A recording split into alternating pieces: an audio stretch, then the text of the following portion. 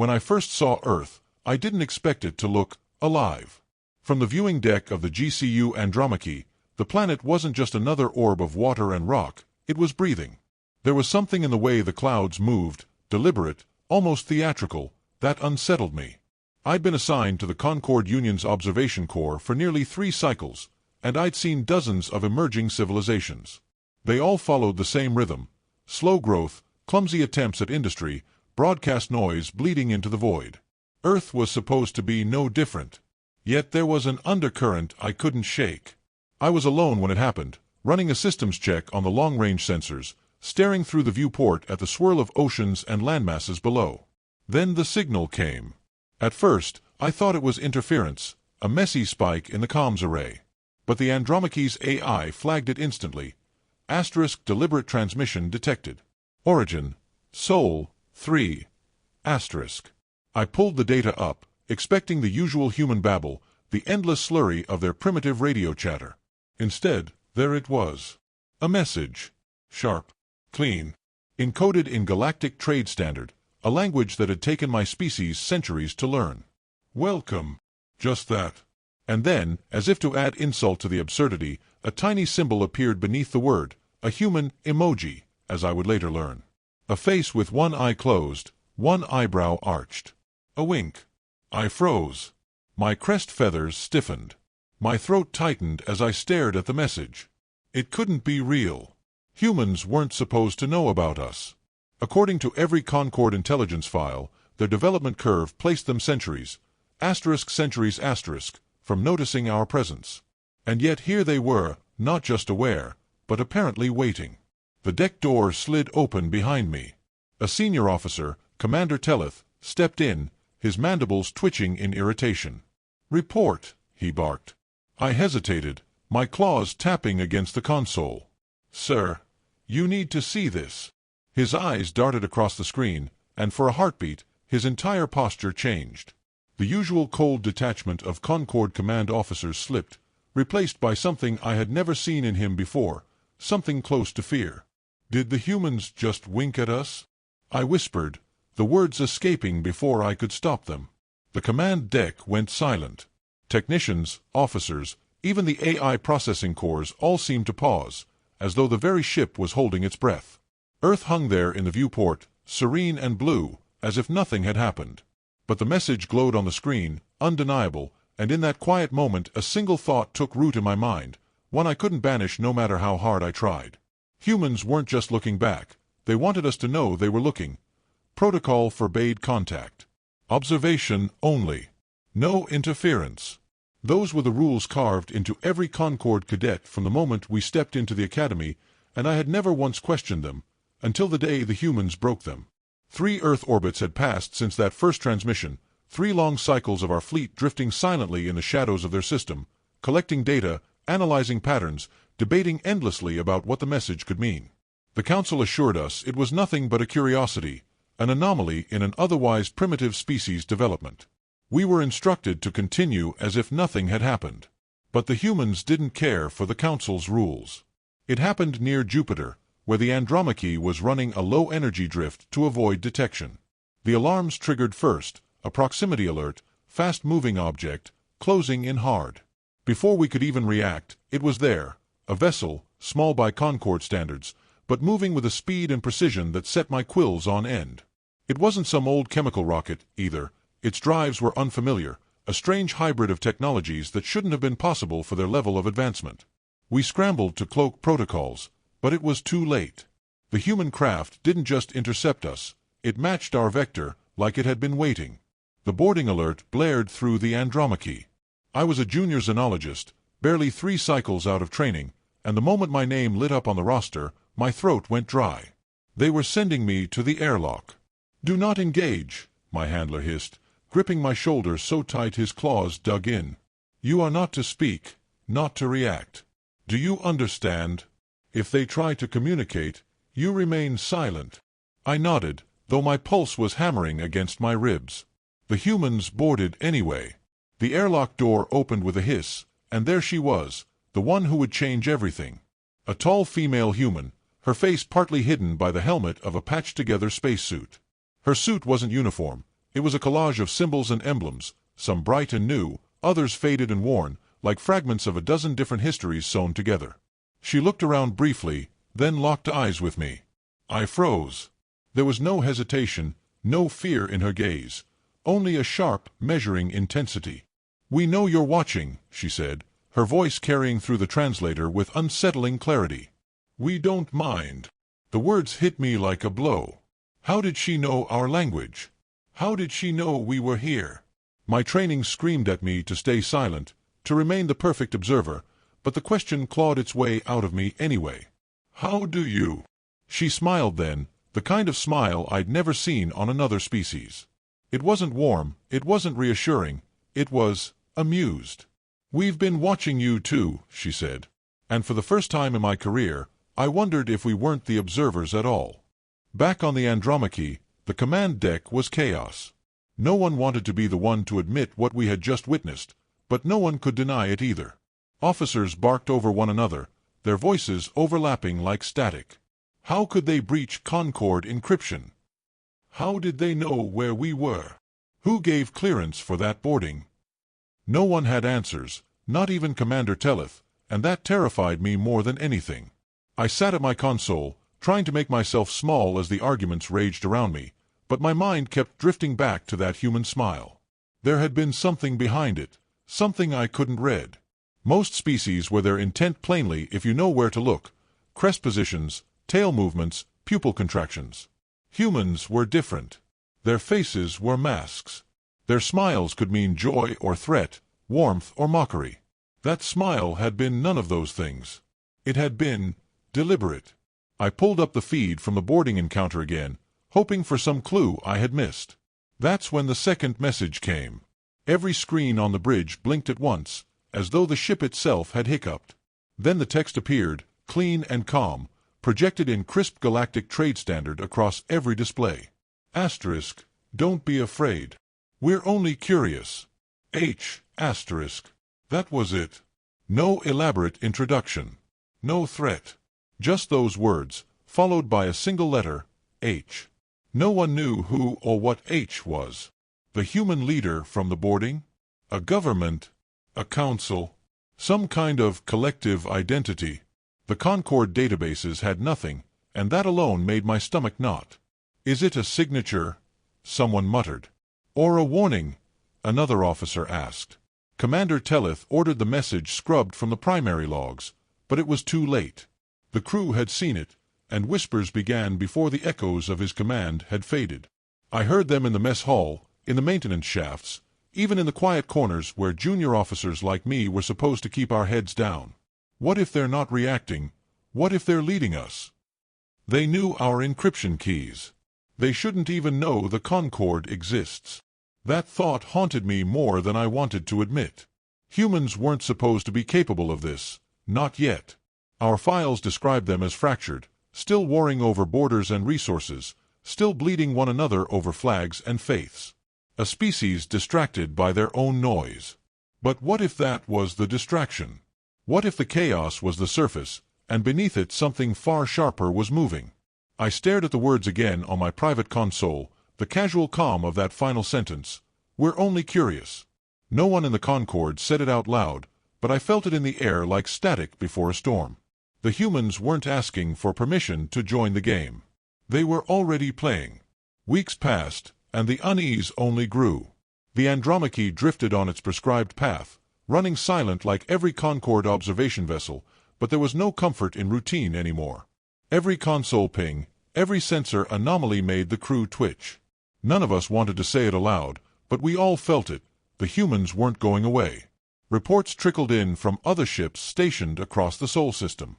The GCU Veritas claimed a swarm of small human drones had followed their vessel for 3 full rotations around Mars before vanishing into the void. The Irantel, an older survey craft, logged an incident where a human satellite, one of their so-called defunct relics, altered its orbit mid-pass to shadow them. There was even talk of a human atmospheric craft, an aircraft of all things, breaking the upper edge of the atmosphere to photograph a Concord research frigate. The Union Council dismissed these reports as exaggerations. Coincidences, they called them. Technological anomalies. The Council never lied outright, but they had an art for smoothing the jagged edges of reality until it felt safe to touch. And yet, in the lower decks, where whispers ran freer than official statements, the truth was impossible to ignore. "What if the humans want us to see them?" a technician murmured one evening over nutrient paste in the mess hall. "What if this is all deliberate?" I didn't respond. I didn't have to. The thought had already taken root in all of us. It didn't help when the crack finally came. The Vexil Prime, a Concord destroyer stationed near Saturn, made a decision that would ripple through the fleet like a seismic shock. They fired on a human probe. The official report called it standard procedure. The probe had wandered too close. It posed a risk to stealth integrity. The firing was non-lethal. The humans did not retaliate. That was somehow worse. Instead, within hours, every ship in the Sol system received the same message, as if it had been hand-delivered to each of us. Asterisk, that was rude. Don't do it again. Asterisk. No signature this time. No H. Just those words. The crew didn't sleep that night. You could feel the tension in every corridor. Hear it in the clipped voices and quiet arguments that carried farther than anyone meant them to. I couldn't stop thinking about the smile the boarding captain had given me, that strange wink in their first message. Humans weren't acting like prey. They weren't even acting like predators. They were acting like players, patient, calculating players in a game we didn't even realize we were playing. And for the first time, I wondered if we'd already lost the opening move.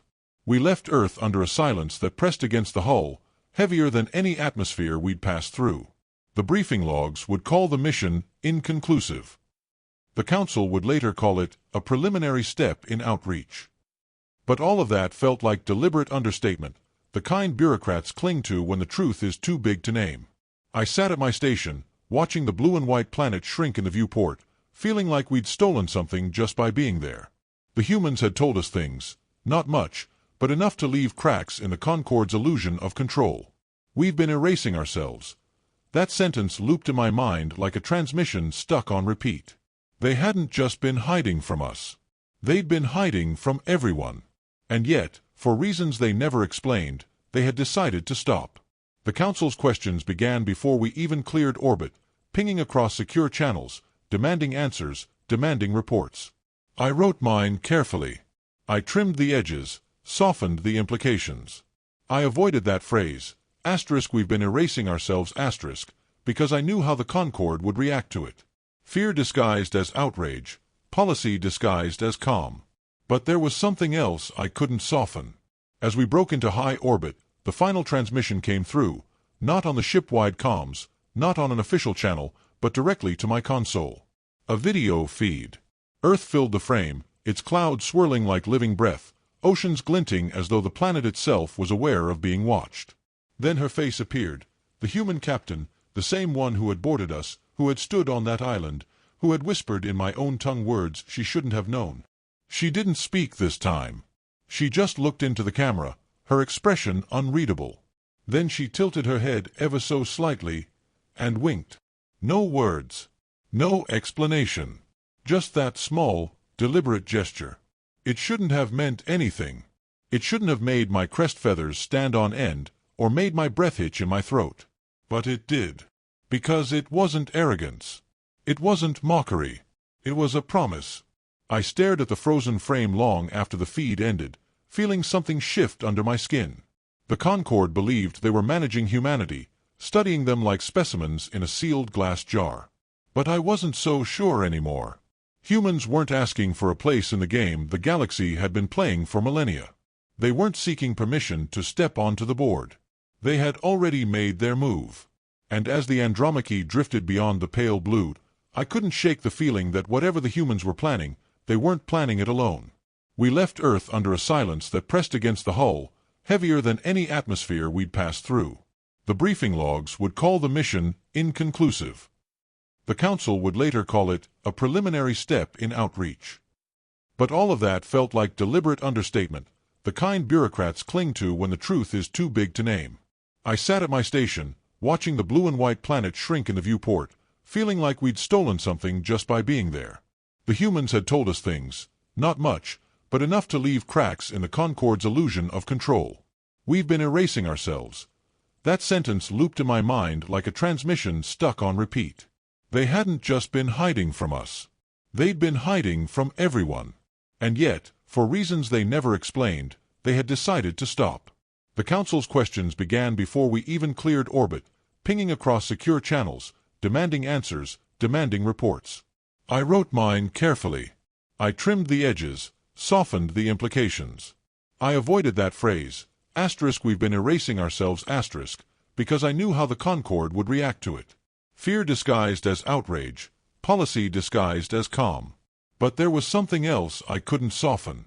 As we broke into high orbit, the final transmission came through, not on the ship-wide comms, not on an official channel, but directly to my console. A video feed. Earth filled the frame, its clouds swirling like living breath, oceans glinting as though the planet itself was aware of being watched. Then her face appeared, the human captain, the same one who had boarded us, who had stood on that island, who had whispered in my own tongue words she shouldn't have known. She didn't speak this time. She just looked into the camera, her expression unreadable. Then she tilted her head ever so slightly, and winked. No words. No explanation. Just that small, deliberate gesture. It shouldn't have meant anything. It shouldn't have made my crest feathers stand on end, or made my breath hitch in my throat. But it did. Because it wasn't arrogance. It wasn't mockery. It was a promise. I stared at the frozen frame long after the feed ended, feeling something shift under my skin. The Concord believed they were managing humanity, studying them like specimens in a sealed glass jar. But I wasn't so sure anymore. Humans weren't asking for a place in the game the galaxy had been playing for millennia. They weren't seeking permission to step onto the board. They had already made their move. And as the Andromache drifted beyond the pale blue, I couldn't shake the feeling that whatever the humans were planning, they weren't planning it alone. I was summoned to the mission briefing before dawn cycle, the kind of summons that doesn't come with explanations, just an order and a look that tells you not to ask questions.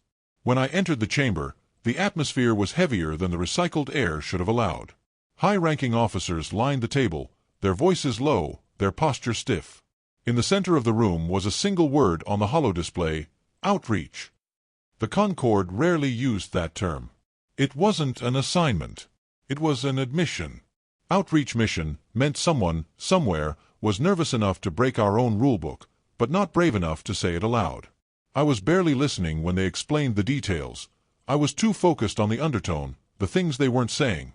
The humans had stopped sending messages. They'd gone silent, and that silence was somehow worse than their curiosity.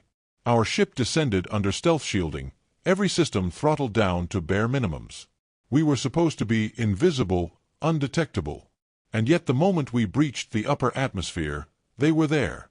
For human aircraft, sleek, black, with no visible engines, rose out of the clouds like they had been waiting for us. They didn't fire. They didn't hail. They just escorted us. The silence in the cockpit was suffocating. Every officer sat frozen, claws or tendrils or digits locked on their consoles. The humans weren't chasing us. They were guiding us, as though we were the guests and they the hosts. The storms came next. Thick clouds split by lightning as we dropped lower, the hull vibrating with every shudder of turbulence. Through brief openings in the clouds, I saw human cities. Massive clusters of light stretching to the horizon, rivers of energy cutting through darkness. From above, it looked less like scattered civilization and more like a living circuit board, pulsing with intent. Then we saw the island. It appeared from the mist like something out of a myth. No towers, no visible settlements, just a single structure, black and angular, perched at its center. Its surface rippled under the rain like liquid glass, though scanners confirmed it was solid. No Concord records mentioned this island. It wasn't on any map we'd intercepted, not marked on any satellite images. We landed. The airlock hissed open. And there she was again, the same human from the boarding. Her helmet was off now, the rain matting her dark hair to her face. She smiled that same unreadable smile as we stepped onto the platform. "Welcome to Earth," she said, her voice warm, almost casual. Then she leaned closer, so close I could feel her breath, and whispered in my own native tongue, a language no human should have known. "Let's talk." Every instinct in my body screamed that this was no longer just observation. This was something else entirely. They didn't take us to a council chamber, or a palace, or whatever human equivalent I had been expecting. Instead, we were led inside the black structure and straight into the earth. The walls swallowed the light as we descended, the sound of our own footsteps strangely muted. There were no windows, no markings, just a narrow passageway and a sense that each step took us farther away from the world above and deeper into something we weren't supposed to see. The corridor opened into a vast chamber, so wide I couldn't see its edges. Machines hummed in the shadows, enormous constructs of steel and glass, humming with quiet power. The walls weren't walls at all. They were alive with movement, panels shifting and reshaping into glowing screens, streams of data scrolling so fast my eyes could barely track them. And there, at the center, was the star map. It stretched across the floor, a projection so crisp it almost looked like you could fall into it. Hundreds of constellations, bright threads of starlight, the familiar routes of Concord exploration weaving between them like strands of a web. But the web was torn. Sections of the map were missing. Not blank, not dim, asterisk erased. Asterisk vast regions replaced by blocks of black nothingness, entire swaths of the galaxy swallowed as if they had never existed. The human captain watched us quietly as we stared. "We've been erasing ourselves," she said, as if it were the simplest thing in the world. The words hit me harder than I expected. "What do you mean?" I asked before I could stop myself. She crouched by the map, trailing her fingers through the holographic stars. Wherever she touched, data bloomed, images of satellites, fragments of transmissions, blurred documents I couldn't decipher before they vanished again. "For a long time," she said, "we didn't want you, or anyone else, to find us. So we hid. Every probe we shot down, every record we scrubbed, every anomaly we made look like an accident, that was us, tidying the board." My claws flexed against my uniform. The idea was absurd and terrifying all at once. The Concord had assumed humanity's development curve was a natural, messy climb. Now I wondered how much of what we'd catalogued had been carefully staged. I tried to steady my voice. "Why reveal yourselves now?" That smile flickered across her face again, the same one she'd worn on the boarding craft, the same one in every memory of her. Only this time, it felt thinner. "Because we're done hiding," she said. Her eyes shifted toward the map, toward a corner of darkness so deep it seemed to swallow even the holographic light. "And because," she added softly, "you've come too close to something you shouldn't have." She pointed to that void, her expression finally, unmistakably serious. "Do you even know what's in there?" I didn't. But I could tell by the way her smile finally disappeared that whatever it was, even the humans feared it.